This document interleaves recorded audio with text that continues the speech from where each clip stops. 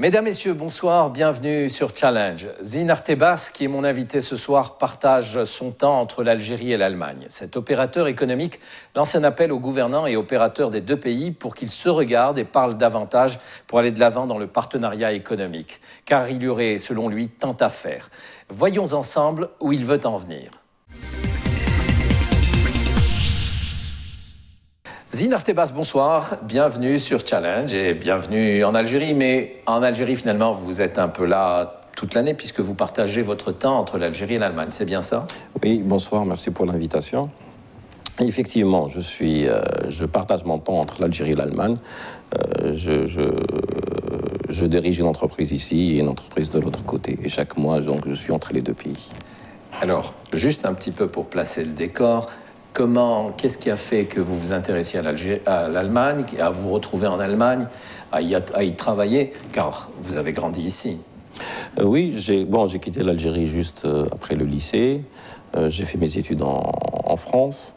Et le destin a voulu que je rencontre une Allemande en France qui habitait à Paris. Donc, et après, en 84, j'ai quitté l'Allemagne pour l'Allemagne. Et je dois dire que j'ai quitté la France pour l'Allemagne dans une région qui était assez intéressante et centrale. Donc, qui était quelle région? La Sarre. D'accord. Et donc, il fait bon de vivre. Et c'était central parce que moi, à l'époque, je ne parlais pas allemand.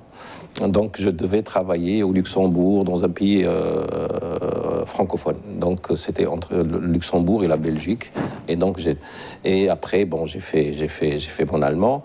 Et il y a eu des entreprises allemandes qui se sont intéressées en moi. Je me suis lancé très vite dans le conseil. En fait, c'était quelque chose que j'aimais beaucoup. J'avais commencé à Paris et j'ai continué en Allemagne. D'accord. Alors, en Algérie, que fait votre entreprise? En Allemagne, que fait l'autre entreprise? Bon, en Algérie, c'est que je faisais du conseil uniquement, normalement. Mon devoir s'arrêtait, et mon contrat aussi s'arrêtait une fois que l'entreprise est installée. Donc, c'était ça, c'est faire du partenariat. Mais l'entreprise Heinzmann a voulu que je l'accompagne un peu plus. En fait, j'étais venu exactement en 2007 pour rester 6 mois, c'est-à-dire faire la navette pendant 6 mois, 7 mois. Et je suis là depuis. Pour cette entreprise? Pour cette entreprise. Qui fait quoi? Cette entreprise, elle est dans la sécurité routière. C'est ce qu'on appelle communément les glissières de sécurité. Mais d'autres produits annexes qui vont dans le même sens. Donc, c'est-à-dire on a été intéressé par l'Algérie, moi j'ai fait intéresser le groupe Heinzmann à l'Algérie, vu le nombre de morts qu'il y avait sur les routes. Et donc c'était pas normal qu'il y ait ce nombre-là et qu'il y a des moyens de sauver des vies humaines, c'est ce qu'on appelle avoir des routes qui pardonnent. Oui, bon, peut-être que vous aviez ce souci-là, mais pour Heinzmann, c'était surtout de vendre des kilomètres et des kilomètres de glissières. Pas seulement. Pas seulement. Surtout qu'il y avait les autoroutes qui étaient à faire. Qui étaient à faire à l'époque, mais pas seulement. C'est-à-dire il faut voir qu'il y a des entreprises familiales qui existent comme Heinzmann existe depuis plus d'un siècle et demi. Donc si elles ont duré, c'est qu'elles apportent quelque chose. Et donc pour elles, voir les chiffres de morts en Algérie, voir à chaque année le tableau de morts des pays et voir l'Algérie en première position, malheureusement, macabre. Donc, ça l'a intéressé. Bon, c'est un marché, bien sûr, financièrement, mais de l'autre côté, c'était un challenge de venir... Je ne sais pas si vous devez beaucoup parler de cela, parce qu'en définitive, depuis que vous vous êtes installé, les chiffres n'ont pas décru en matière de victimes sur les routes. Parce que justement, il n'y a pas eu un travail qui a été fait, on n'a pas été suivi. Il faut reconnaître qu'on s'est battu difficilement, même contre les vents à un moment donné, et donc ça n'a pas donné. C'est maintenant qu'on arrive qu'il y a des nouvelles lois qui sont adoptées, qui permettent un peu plus d'aller dans ce sens, mais ça fait 10 ans quand même. On avait fait des séminaires, on a essayé de former des gens, on a envoyé même des gens en Allemagne, mais le problème sur le terrain, on ne voyait pas ces produits-là innovants. Très bien. L'autre entreprise qui est en Allemagne, qu'est-ce qu'elle fait? L'autre entreprise, elle a toujours existé aussi, elle a plus de 20 ans. C'est mon entreprise personnelle, c'est un bureau conseil. Et en fait, Heinzmann n'a pas un contrat avec ma personne, elle a un contrat avec mon bureau. Et donc, il y a aussi un bureau d'études qui s'appelle WPW, c'est le plus grand bureau d'études au sud de l'Allemagne, donc que je conseille aussi, qui avait ouvert en Algérie, qui a fait quelques affaires ou quelques projets intéressants, notamment Tlemcen, capitale de la culture arabe, Constantine, et avec des résultats probants, et qui voulaient plus s'engager. Maintenant, donc je les conseille, mais je conseille d'autres entreprises aussi en Allemagne. C'est-à-dire toujours sur le marché, pour le marché algérien? Non, non, pas toujours. Vous savez, le marché algérien, je me suis intéressé, c'est-à-dire je me suis retrouvé dedans, parce que je suis algérien, disons dans les années 2005, 2004. Avant, j'activais pour l'Algérie d'une façon sociale et dans le journalisme, dans pas mal de choses dans ce sens, mais c'était plus dans le social. Alors, cette relation algéro-allemande, vous avez appris à la mesurer, à l'observer. Où est-ce qu'elle en est? On a vu Mme Merkel venir récemment, rencontrer nos autorités.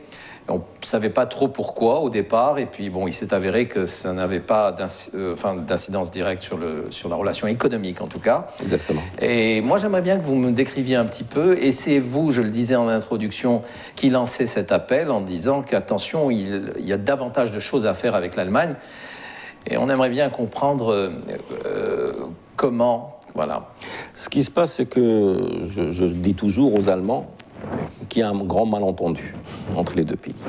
Et surtout, c'est plus, je dirais, un peu la faute du côté allemand. C'est que l'Allemagne, pendant des années, a pensé que l'Algérie, il fallait passer par la France. Donc même les entreprises qui s'intéressent à l'Algérie passent par leur filiale française, au lieu de passer directement par l'Allemagne et apporter ce pragmatisme allemand. Donc, c'est ce qui s'est passé. Et vous avez de grands groupes allemands qui se sont installés en Algérie, comme Henkel, comme Linde, comme Liebherr, et dernièrement Knauf, et dernièrement vous avez toute la mécanique avec la DFM. Le groupe Volkswagen. Les groupes Volkswagen aussi dernièrement, mais je parle déjà, il y a une certaine tradition allemande en Algérie, que les Allemands n'ont pas utilisée malheureusement. C'est ça leur problème, parce que... vous dites que c'est de l'incompréhension, mais vous ne pensez pas qu'entre Européens, il y a un modus vivendi et chacun a son précaré? Dans la politique, oui, mais pas dans l'économique.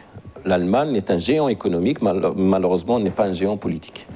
Donc, dans la politique, c'est vrai que même l'Algérie a souffert de cet état de fait que l'Allemagne suit un peu la France sur l'Algérie, notamment dans les années 90, où c'était très difficile. C'est là que je me suis engagé dans le journalisme pour essayer d'expliquer pas mal de choses. Mais sur le plan économique, ce n'est pas le cas. Sur le plan économique, le lobby français a bien travaillé et sait se vendre. Et sait se vendre auprès des Allemands. C'est ces derniers temps qu'on a remarqué... Auprès des Algériens. Auprès des Algériens, mais surtout auprès des Allemands. Surtout auprès des Allemands. L'Algérien aime le Made in Germany. Et il n'est pas le seul en Afrique à l'aimer. Mais le problème qui se pose, c'est que les Allemands ont senti, à tort ou à raison, plus à tort qu'à raison à mon avis, de devoir passer par la France. Et c'est depuis qu'il y a eu une petite libération que les choses se passent un peu mieux. De ce côté-ci, c'est vrai qu'on apprécie le Made in Germany, mais tout de suite, on parle du prix et on parle de la langue. Or, le prix... l'Allemagne était des fois un peu chère, c'est vrai, dans certains temps, mais elle est très compétitive.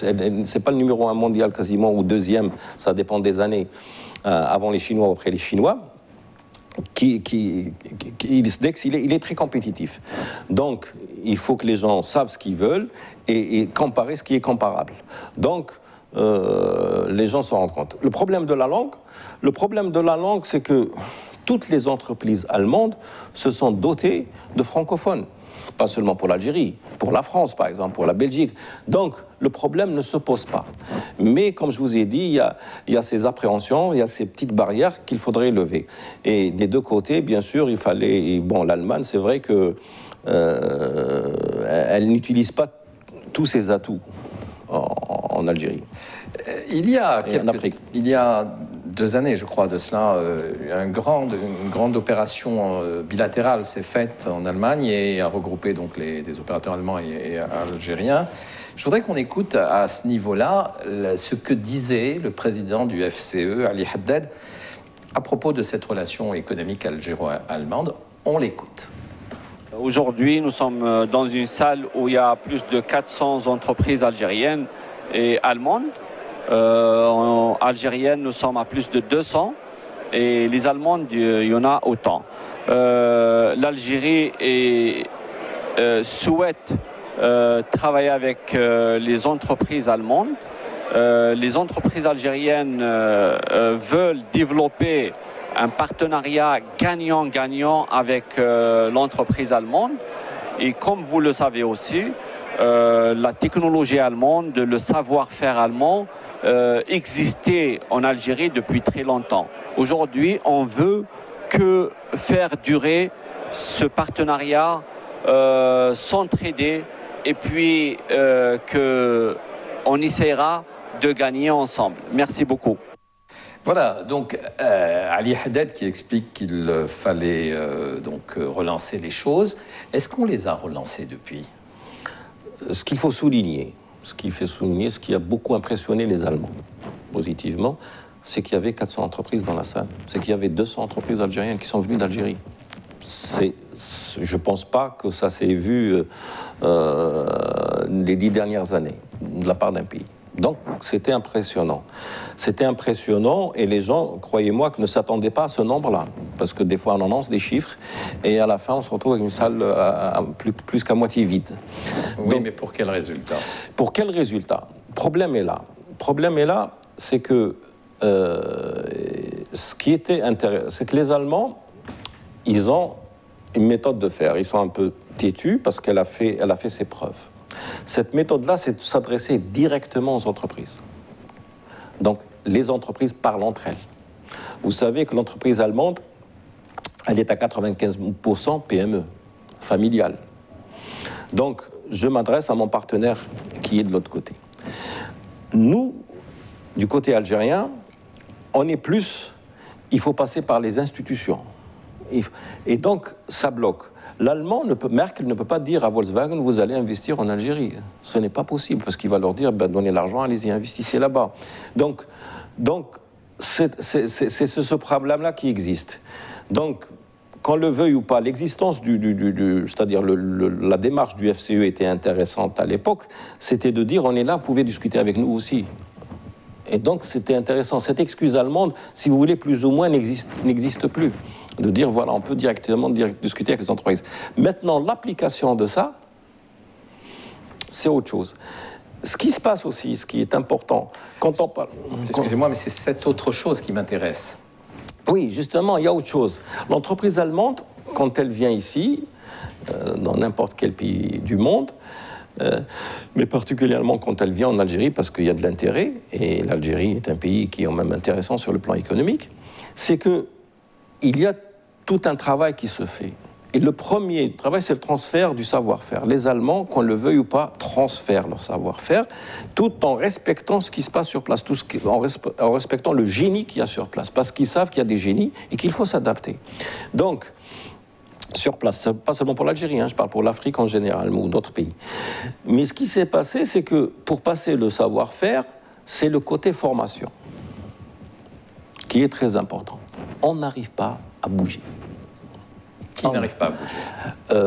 Bon, je vais dire des deux côtés pour être un peu diplomate, mais je dirais plus de notre côté, du côté algérien. Les textes sont...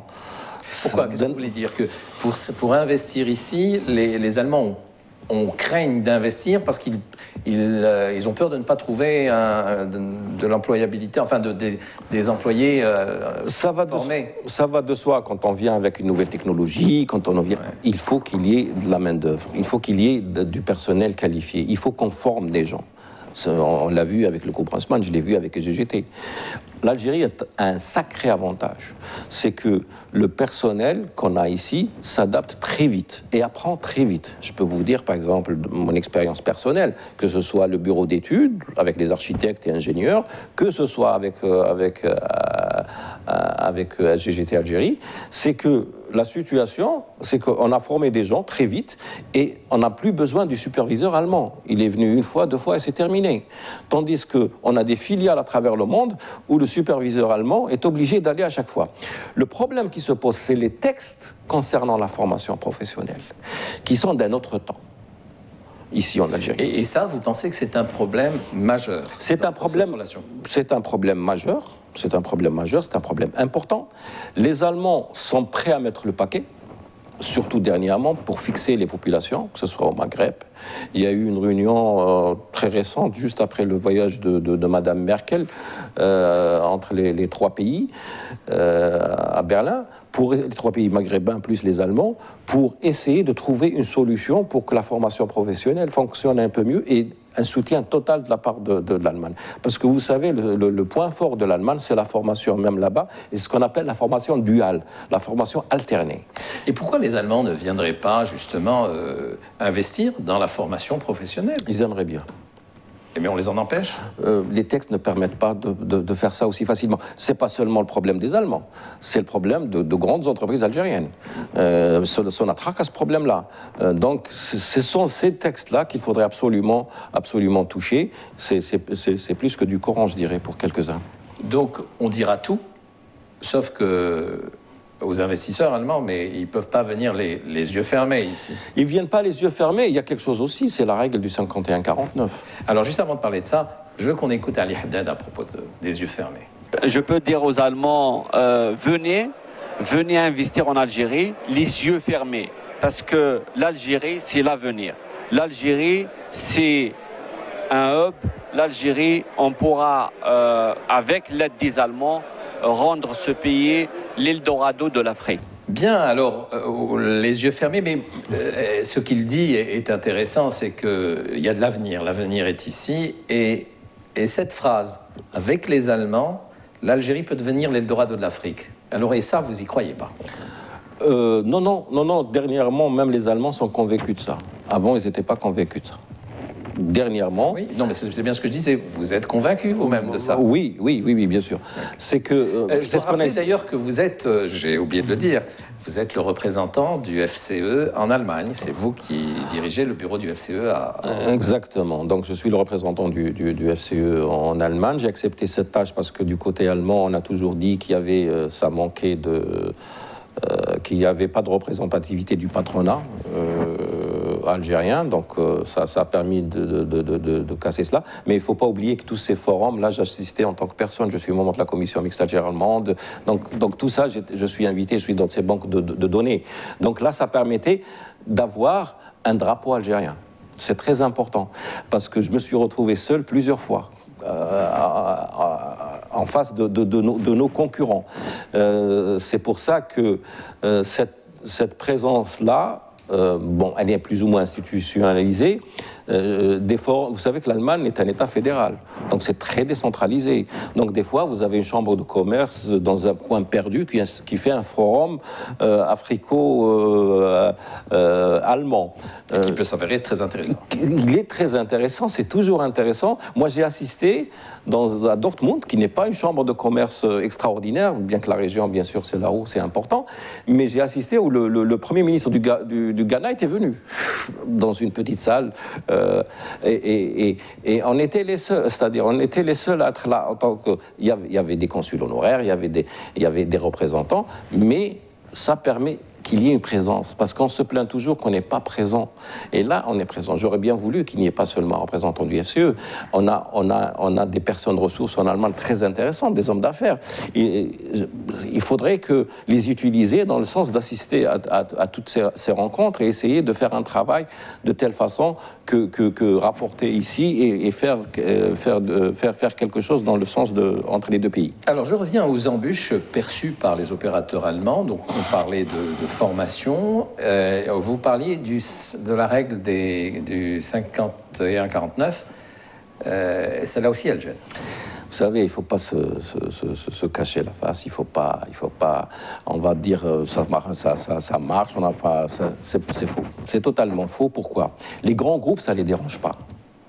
Un Volkswagen, d'ailleurs, c'est le partenaire algérien qui a tout pris en charge. Hein. C'est ce que j'ai signalé dernièrement dans un forum en Allemagne. C'est que Volkswagen n'a quasiment pas mis un centime. Hein. C'est du savoir-faire. La technologie Daimler, il n'a pas mis un centime aussi. Donc, de ce côté-ci, ce qui se passe, par contre, pour les petites entreprises familiales qui détiennent des brevets, donc je ne peux pas ramener mes brevets quelque part où je suis minoritaire. Ce n'est pas possible. Donc, cette règle-là, et je suis sûr qu'on la changera quand on la changera. Elle viendra un moment où elle sera changée. Donc, il vaudrait mieux faire le plus tôt que tard. Ce qui se passe, c'est qu'on peut trouver des secteurs stratégiques où il ne faut pas y toucher. Ça, c'est clair. Mais il y a plein de secteurs où on peut aller, et surtout la loi algérienne le permet. Vous savez que la loi algérienne, si vous avez 34%, vous avez une minorité de blocage. Donc on reste sur les 34% et on travaille. Et je suis certain que, d'abord, ça donnera confiance à l'autre côté, c'est clair, et surtout, cette règle des 51-49 a engendré aussi d'autres problèmes que les Allemands, chaque fois, remettent sur la table. C'est le problème des transferts des dividendes, où c'est la croix et la bannière. C'est pour ça qu'ils ne peuvent pas venir les yeux fermés, parce qu'ils se renseignent entre eux. Et il dit, bon, tu as investi là-bas, tu as mis de l'argent, est-ce que tu touches des dividendes? Ah oui, mais c'est difficile. Il faut toujours intervenir, il faut attendre à la commission mixte algéro-allemande, de mettre le dossier sur la table, et ainsi de suite. Donc, c'est ces choses, ces choses-là. Vous savez, un pays, il a beau être stable, s'il n'y a pas une stabilité juridique, ça ne marche pas dans les affaires. Et pourtant, ce que vous dites, on en parle depuis des années, et rien ne change. Oui. Donc on ne peut pas s'entendre à ce que les choses changent économiquement si l'environnement juridique n'est pas adéquat. Oui, c'est des choses... Non, mais on se dit parfois que le gouvernement a peut-être raison de s'obstiner à imposer ces règles, mais on ne comprend pas toujours les choses. Bien sûr, c'est incompréhensible. C'est que on répète comme un cahier, on répète chaque fois que ça ne gêne pas et l'autre côté. Moi, je peux vous citer. Et que dans le même temps, on appelle aux investissements étrangers. Oui. Donc, oui, il y a un problème. Il y a un problème. Il y a un problème sérieux. C'est que, vous savez, j'ai assisté à une rencontre il n'y a pas longtemps. C'était lors que Mme Merkel devait venir, mais elle n'est pas venue parce que le président était malade. Et à ce moment-là, je me rappelle, j'étais dans le staff avec le ministre allemand, et il avait dit, vous savez, ne parlez pas trop des problèmes, essayez qu'on parle de l'avenir. Donc les Allemands se projettent toujours dans l'avenir et que ça finira par se régler. Il faut absolument que ça se règle. Il faut qu'on prenne le taureau par les cornes. Il y a une commission de suivi qui a été installée. J'aimerais bien voir les résultats. J'aimerais bien savoir combien de fois elle s'est réunie depuis la dernière fois. Il va y avoir la nouvelle commission mixte, c'est pour bientôt. J'aimerais bien et ça, les Allemands peuvent nous apporter ça. C'est-à-dire de dire, on ne va pas commencer une nouvelle commission mixte sans qu'on voit les résultats de la dernière. Ça ne sert à rien de parler pour ne rien faire. On a beaucoup parlé du sens Allemagne-Algérie, mais avec vous, qui êtes le représentant du FCE, j'aimerais savoir si votre bureau a du travail. Qu'est-ce que vous faites? Est-ce que vous êtes sollicité depuis par les opérateurs du Forum des chefs d'entreprise ou d'autres? Est-ce que ça bouge? Voilà, il y a beaucoup de choses que je voudrais savoir. Est-ce qu'on vous affecte un budget? Est-ce que vous avez du personnel pour ce travail-là? Ou est-ce que les choses sont en dehors? Ce qui se passe, vous savez, c'est le principe, et ça, on adore ça en Algérie, c'est le principe du verre vide ou plein. La partie vide ou la partie pleine. Donc, déjà, ça a le mérite d'exister. C'est assez important. Comme je vous ai dit, du côté allemand, c'était un des prétextes de dire, voilà, il y a des interlocuteurs. Moi, je me consacre pas seulement aux gens membres du FCE. Donc, quel que soit l'entrepreneur algérien... Ce serait soporifique. Voilà. Quel que soit l'Algérien qui me sollicite, j'apporte. Et d'ailleurs, je suis connu pour ça depuis des années, même je le fais bien avant. Donc, de ce côté-là, bien sûr, j'utilise mon bureau. ça c'est clair. J'essaye, vous savez, en Allemagne, on est très bien outillé sur le plan d'outils de communication, donc soit des rendez-vous, soit d'aider la personne, même des fois on n'est pas obligé d'être sur place, mon personnel peut traduire, donc une fois que la personne est en face de son interlocuteur, on fait une vidéoconférence, où on fait, et ça marche, on est très bien équipé pour ça. Ce qui se passe, c'est que, comme je vous ai dit, ça a le mérite qu'on est là, sur les 16 lenders. Quand il y a quelque chose d'intéressant, quand il y a quelque chose qui nous intéresse. Donc, ils voient, ah, il y a l'Algérie. Ils sont là. Donc, c'est plus comme avant, où se trouve l'Algérie, c'est entre le Maroc et la Tunisie. Donc, on est visible, on est plus ou moins visible. Maintenant, concernant le budget, sincèrement, je ne vois pas pourquoi il faudrait qu'il y ait un budget. C'est pas que je crache sur l'argent, mais je ne vois pas pourquoi, pour la plus simple des raisons. Je suis membre de plusieurs fondations, et je paye mes contributions, je ne retrouve pas le mot en français. Les cotisations. Je paye les cotisations. Je suis membre d'une fondation importante qui est la Fondation Arts, qui lutte contre le chômage des jeunes. Et je paye mes cotisations et je le représente et je discute avec les gens. Donc c'est quelque chose... on avait une mauvaise expérience avant, surtout la diaspora algérienne. Elle a toujours peur de ces histoires de budget parce qu'elle a vécu un certain moment, il y avait de l'argent qui venait d'Algérie et qui a été récupéré par des gens. Peur qu'il y ait des abus et des dépassements de votre part à ce moment-là. Oui, enfin, tout représentant. Tout représentant. Ce qui se passe, par exemple, je vais vous donner un exemple quand il y avait le président Zerouel, quand il y avait le conseil de la communauté installée à l'étranger. Quand il a été installé, j'ai été invité. Et ils ont choisi Alger, ils ont choisi exprès, pour ne pas tomber dans les conflits algéro-algériens en France, ils ont choisi des représentants qui étaient d'Allemagne. D'accord. Ça n'a pas fonctionné, alors que le bureau devait être en Allemagne. Ça n'a pas fonctionné, et les Algériens étaient étonnés, il y avait un budget qui était attribué, et de l'autre côté, les gens étaient étonnés qu'on voulait pas ce budget-là, quasiment, de l'autre côté d'Allemagne. Et quand le budget a été attribué, tout de suite après, ça n'a pas marché, donc ils ont voulu voir les comptes. Et effectivement, il n'y a pas un centime qui a été touché, malgré que les gens ont fait toute l'Europe dans leur véhicule. Donc, c'est dans ce sens. Il y a un rôle social qui se fait, les Algériens voient... Oui, mais à l'inverse, si vous n'avez pas de budget non plus, bon, vous ne pouvez peut-être pas fonctionner comme il le faudrait. Et puis, si vous n'avez pas de budget, on pourrait vous soupçonner d'une autre manière, c'est-à-dire de faire des affaires, d'essayer de prendre des commissions sur des choses où en apparence, vous travaillez bénévolement. Il y a du bénévolat, il y a des membres du FCE qui sont... C'est compliqué. Mais moi, ce qui m'intéresse, c'est de savoir si vous êtes sollicité par les opérateurs algériens. Je reviens sur ça, juste 30 secondes. Ce qui se passe, c'est que, vous savez, il faut que les choses soient claires. Je suis représentant du FCE en Allemagne. Un membre du FCE ou un Algérien entrepreneur me sollicite. Je fais des choses. Quand ça rentre dans un cadre de prestation, je suis obligé de le facturer. Je peux lui faire un prix. Mais quand c'est quelque chose où je peux faire vous facturez au nom du FCE? Non. Il sollicite mon bureau. Ah, votre bureau. Il sollicite mon bureau. Le bureau de conseil. Si, par exemple, il a besoin d'un business plan, mais des rendez-vous, des choses comme ça, c'est pas un problème. C'est des emails, des coups de fil, et ça marche très bien. Maintenant, s'il veut une prestation dans le sens un rendez-vous juridique, des choses comme ça, bon, ce qu'on peut faire gratuitement, on le fait. Ce qu'on ne peut pas faire, bien sûr, il y a une prestation. Oui, mais de par votre position, elle est critique, puisque vous êtes le représentant. Il paraît anormal que la personne vous sollicite sur votre cabinet directement. Vous avez un rôle de redistribution sur des cabinets allemands ou sur bon. Non, mais le problème qui se pose... Jusqu'à maintenant, c'est jamais arrivé le cas. Jusqu'à maintenant, je n'ai pas facturé, je n'ai pas cherché à facturer. Et je ne crois pas que c'est demain la veille que ça va arriver. Le seul problème qu'il y a, c'est qu'on met à disposition un réseau qui est là depuis 30 ans, c'est pas depuis hier, c'est au moins une vingtaine d'années. Donc on met à disposition ce réseau-là et on essaye de trouver des solutions. Je vais vous donner un exemple très précis, très concret.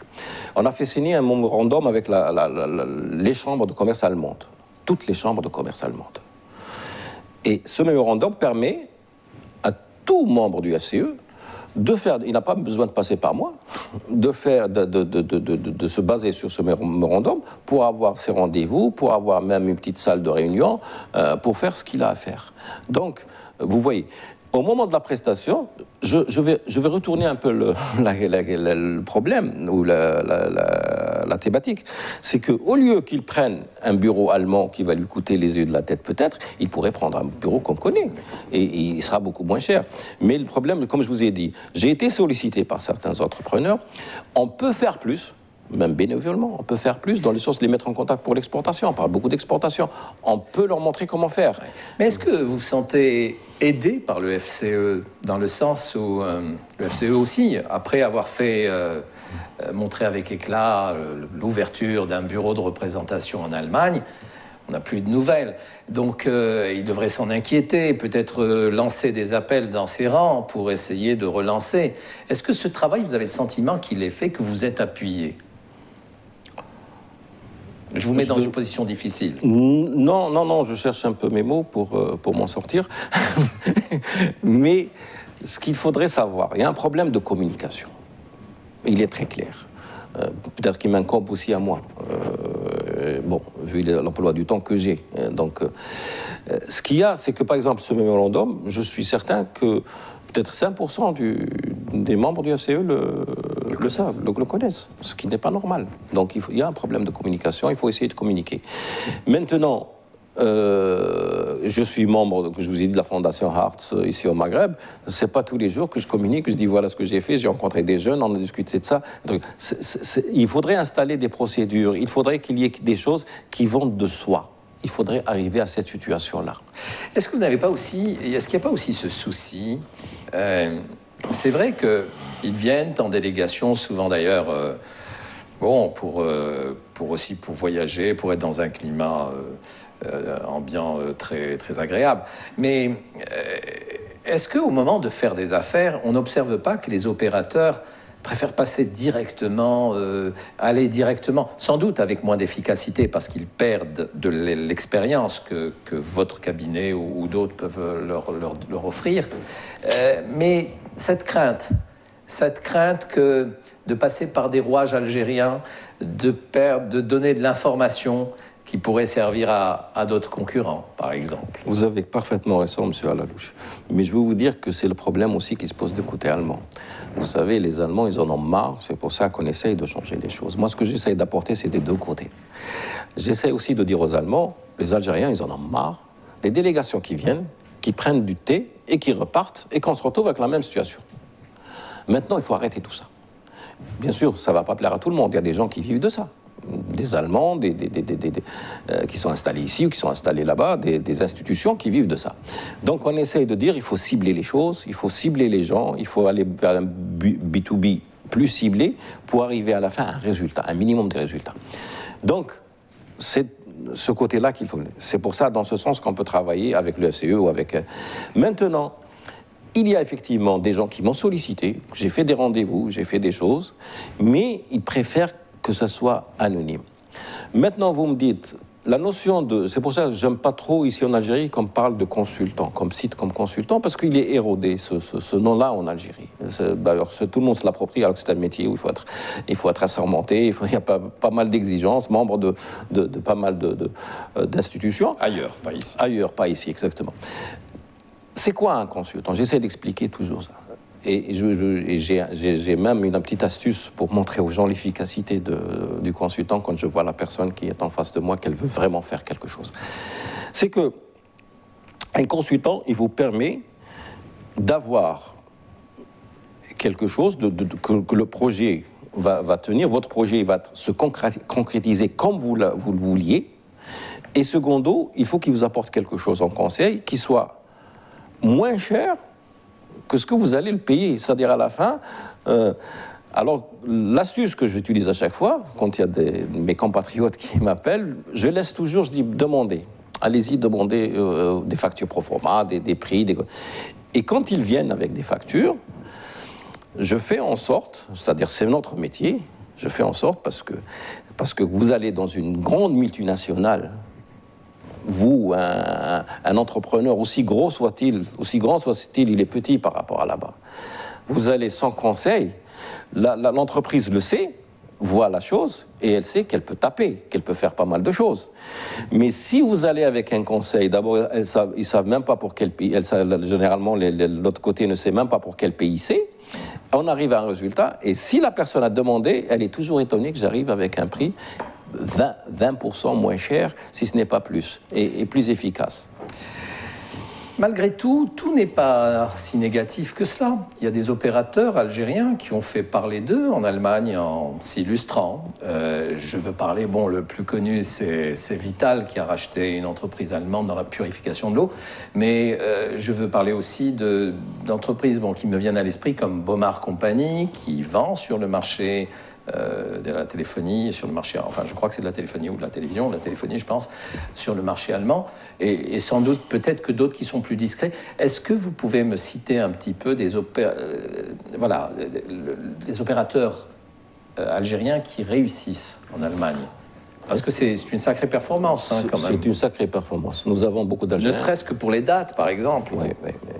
C'est-à-dire, vous avez cité Vital qui jouit d'un savoir-faire déjà, et donc qui est parti chercher un partenaire, Schlumberger, c'est pas n'importe qui, une fois qu'il a développé le produit. Il y a des entreprises algériennes qui activent sur le marché allemand. Elles sont discrètes et qui ont des partenaires allemands, même des fonds d'investissement. Bon, ça je peux le citer parce que c'est officiel. Vous avez Biopharm qui travaille avec. Donc, qu'est-ce que fait Biopharm? Elle est dans le domaine pharmaceutique. Oui, non, mais en Allemagne, qu'est-ce qu'elle fait? Non, c'est un fonds d'investissement qui a investi ici. D'accord, donc ça dans l'autre sens. Okay. Mais ils font de l'autre côté. Donc, il y a des entreprises algériennes, bon, elles ne font pas de publicité. Vous savez que le soutien à l'investisseur étranger en Allemagne est très important. Très important. C'est pour ça que c'est le pays qui reçoit le plus d'IDE dans le monde l'année passée, même par rapport à la Chine et à l'Inde. C'est des chiffres affolants. Parce qu'il y a un soutien. Ils bloquent les Chinois un peu parce qu'il y en a trop, mais vous savez, avec 30%, vous avez un financement de 70%, garanti par l'État. Vous êtes soutenu de A à Z. Vous avez un bureau unique, mais vraiment unique. Vous avez une seule personne, vous discutez avec elle, elle voit tous les problèmes. Maintenant, vous avez cité Vital. Je reviens sur ce point-là, parce que Vital a compris quelque chose, même avant quelques entreprises allemandes, et quelque chose que je défendais depuis très longtemps. Vous savez, quand vous arrivez dans une entreprise, ils disent « je rachète des parts d'entreprises allemandes ». Ah, ils vont se dire « hop, il va la fermer, il va l'emmener chez lui, en Algérie. Il va nous créer du chômage ». Ici, on se dit « ah, il a pris de l'argent ». Il va prendre des brevets. Ce qu'ils oublient, les gens, c'est qu'il y a une notion qui s'est développée, que font quelques entreprises, et j'encourage beaucoup les entreprises algériennes à le faire, parce que c'est une notion c'est un concept qui a été adopté maintenant, entre-temps, c'est la colocalisation. Je ne vais pas toucher à l'entreprise qui est là-bas. Mais au contraire, en mettant une autre entreprise qui est ici, j'essaye d'homogénéiser le marché et de répondre présent sur plusieurs marchés en même temps. Donc, ça c'est possible. Et il faudrait que le législatif s'adapte. Il faut absolument qu'il s'adapte parce que les gens, on va se retrouver toujours avec le square, on va se retrouver. Il faudrait que l'entrepreneur algérien qui dégage des bénéfices, qui fait des bénéfices, ait le droit, surtout celui qui exporte et qui reçoit des euros, qu'il ait le droit d'investir cet argent-là dans une entreprise de l'autre côté. Zine Artebas, vous êtes un personnage intéressant, vous avez un parcours atypique, vous avez été un temps journaliste.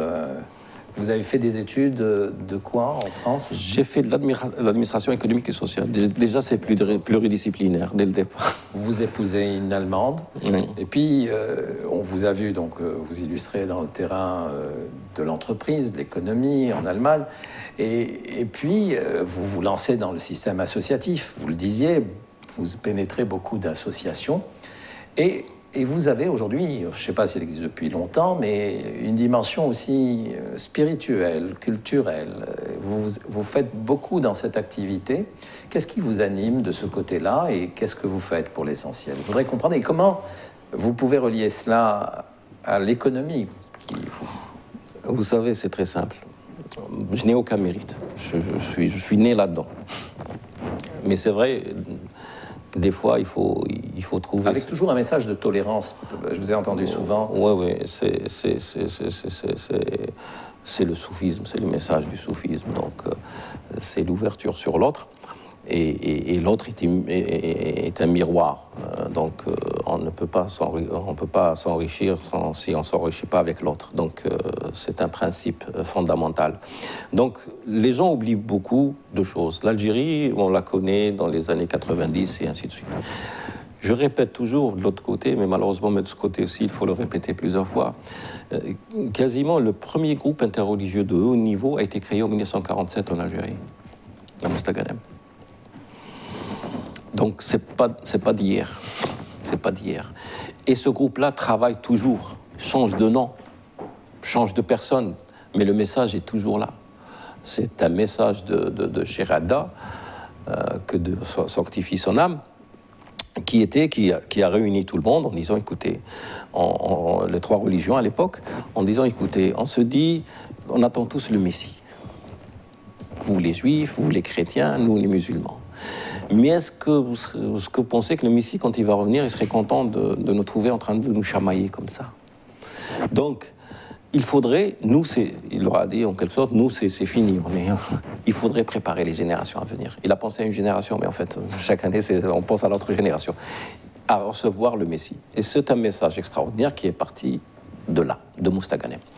Donc, c'est pas quelque chose de nouveau, c'est pas quelque chose mais c'est quelque chose qui se travaille. Malheureusement, avec le temps, on a l'impression que l'économique, vous savez, avant c'était la sagesse, la philosophie, après le politique et après l'économique.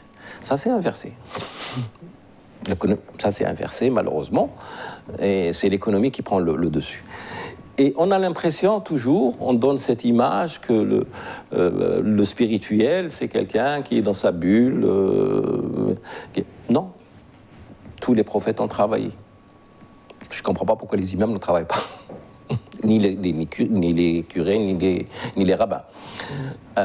Donc, c'est quelqu'un qui vit avec sa société, qui vit avec... Et s'il peut apporter quelque chose, qu'il essaie de l'apporter. On est très content, je suis membre de ASA. On peut être fier, bien que j'ai fait vraiment tout petit, pas grand-chose. Mais on est très fiers que cette journée mondiale du vivre ensemble en paix, le 16 mai, a été adoptée à l'ONU. Les gens pensent que ça a été facile, ça n'a pas été facile. C'est un combat de tous les jours. Et arrivé à cette situation, vous avez un amendement, un texte qui est adopté par toute l'ONU, tous les membres de l'ONU. C'est quand même extraordinaire. Mais ça a été un travail de longue haleine et ça a permis à l'Algérie de montrer que c'est un pays de paix. Vous avez parlé, j'aimerais revenir sur ça, de ce passage en tant que journaliste. C'est un passage où c'est pas mon métier. Je me suis retrouvé dedans dans des moments difficiles. Et j'ai perdu beaucoup d'amis. On a perdu, vous savez très bien, 121 journalistes pendant ces années-là. Et on s'est retrouvés, c'est pour ça que on s'est retrouvés en Allemagne. Vous savez que cette époque, il y avait le Kituku qui était en vogue.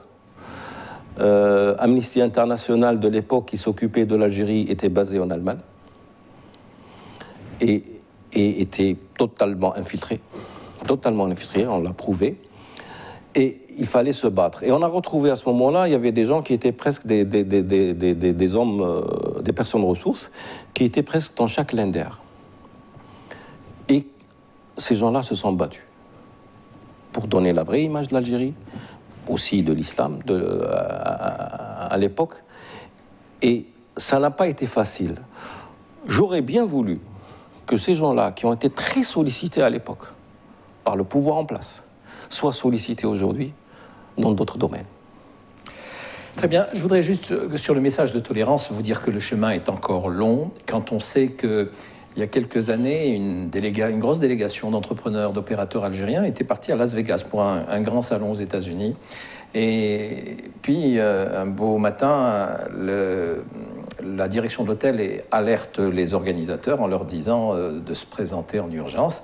Pourquoi? C'est bien, le garçon de chambre avait trouvé la Bible dans la corbeille de la salle de bain. Et quand on a posé la question à l'opérateur qui était dans la chambre, il a dit « Mais comment ils ont osé me mettre une Bible dans le tiroir de de ma table de chevet ?» Voilà, donc vous comprenez que... Mais bien entendu, le message de tolérance doit être gagné partout. C'est un long combat. C'est un long combat de ce côté-ci comme de l'autre côté. Il faut reconnaître qu'il y a des choses qui se font. Il faut reconnaître, ça paraît peu, mais c'est en fait, je vous ai parlé, on organise une prière pour la paix des deux côtés de la frontière entre la France et l'Allemagne. Elle a maintenant 25 ans, un peu plus, je ne sais pas combien, on ne compte même pas les années. On a un autre groupe qui se réunit, ça fait plus de 15 ans. Donc on essaie de faire passer le message. Et les gens... Vous savez, vous êtes bien placé pour le savoir, on dit que les trains qui arrivent à l'heure, ce n'est pas une information. Donc on a plus tendance à parler de la bombe qui éclate que de ces messages-là. Chez nous, les trains qui arrivent à l'heure et les avions qui arrivent à l'heure, c'est une information. Voilà, je voudrais vous remercier. C'est moi qui vous remercie. C'est monsieur qui vous remercie, monsieur Alalouche. Je vous souhaite je ne sais plus quoi dire, un bon retour en Allemagne si vous repartez. Oui, bientôt je repars et bientôt je reviens. Séjour à Alger. Merci bien. À très bientôt, Inch'Allah. Voilà, mesdames et messieurs, je vous remercie de votre attention et je vous dis à la semaine prochaine pour un nouveau débat de Challenge.